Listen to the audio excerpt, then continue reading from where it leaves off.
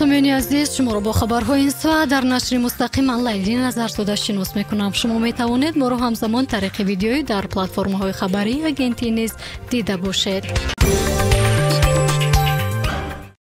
صبح امروز پرزیدنت کشور امامعلی رحمان جهت اشتراک در واخوری غیررسمی سران دولت‌های اشتراکچی اتحادیه دولت‌های مستقل به سنت پتربورگ روسیه رفت. قبلا معلوم شد که پرزیدنت روسیه با رهبران کشورهای اتحاد دیدار و گفتگوهای دوجانبه انجام می‌دهد. همچنین در نشست غیررسمی ماه دکبر در سنت پتربورگ رئیسان جمهوری‌های آذربایجان، ارمنستان، بلاروس، قزاقستان، قرقیزستان و ترکمنستان و ازبکستان شرکت خواهند کرد.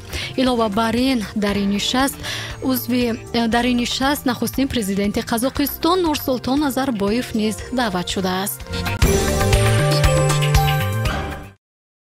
тоҷикистон ва ӯзбекистон натоиҷи корҳои топографӣ, геодезия, аэроаксгирӣ ва аломатгузории марзро барои соли 2021 ҷамъбаст карданд. хабар медиҳад вазорати корҳои хориҷии мамлакат. аз 20 то 25 декабри соли равон дар душанбе ҷаласаи навбатии гурӯҳҳои кории ҳайатҳои ҳукуматии кишварҳо дар комиссияи муштараки марзбандии тоҷикистону ӯзбекистон баргузор гардид. зимни гуфтушунидҳо инчунин ҷадвали вохӯриҳои гурӯҳҳои корӣ барои соли 2022 мувофиқа карда шуд. тарафҳо ба мувофиқа расиданд ки ҷаласаи навбатии гурӯҳҳои корӣ дар қаламрави ӯзбекистон баргузор шавад. дар ҷанбасти чорабинӣ санади ҳамкорӣ ба имзо расид.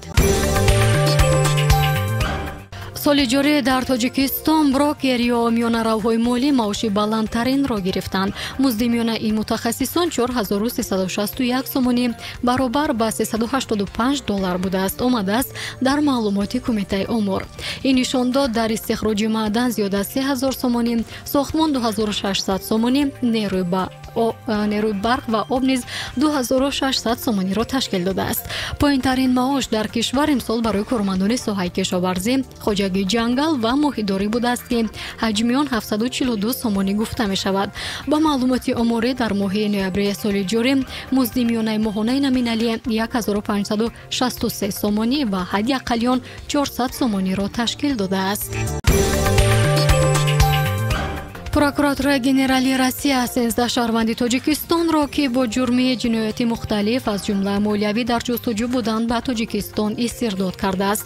истирдодшудагон аз ҷумла ду корманди собиқи бонки амонатбонк гуфта мешаванд ки ба тасарруфи маблағҳои калон муттаҳам эълон гардиданд. дар мавриди дигар дар вилояти Суғд як соҳибкор амволи каси дигарро ба сифати гарав ба бонк гузоштааст ва кормандони бонк бидуни тафтиши маълумот дар бораи амволи ба гарав гузошта шуда ба ӯ маблағи 2 миллиону 900 ҳазор сомонӣ доданд. дар миёни истирдодшудагон 2 нафар занон низ ҳастанд ки дар қочоқи маводи мухаддир, қаллобӣ ва фирор гумонбар мешаванд. мақомоти қирғизистон хабар додааст ки рӯзи 26 декабр назорати марз бо тоҷикистонро пурзур карданд. хадамоти марзбонии қирғизистон дар хабарномае гуфтааст рӯзи 25 декабр марзбонони тоҷик дар мавзеи баҳсии марз минамёт гузоштанд ва дар рӯ ба рӯи деҳаи дамба ба мақсад ҳузури бештари низомиёни тоҷик мушоҳида шудааст.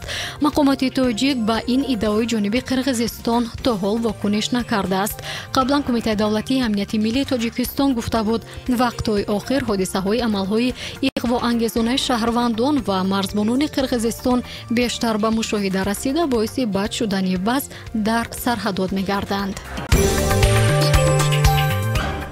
аз 27 то 30 декабр дар пойтахти Россия Москва чемпионати ҷаҳон оид ба намуди варзиши ҷиу-ҷитсу баргузор мегардад.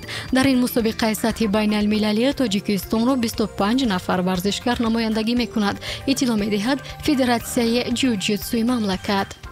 хуб, ин буд нашри ҷанбастии барномаи хабарӣ дар радиои Азия Плюс. шумо метавонед ҳама рӯза пахши онлайни моро тариқи саҳифаи Facebook, Instagram ва YouTube низ дида бошед.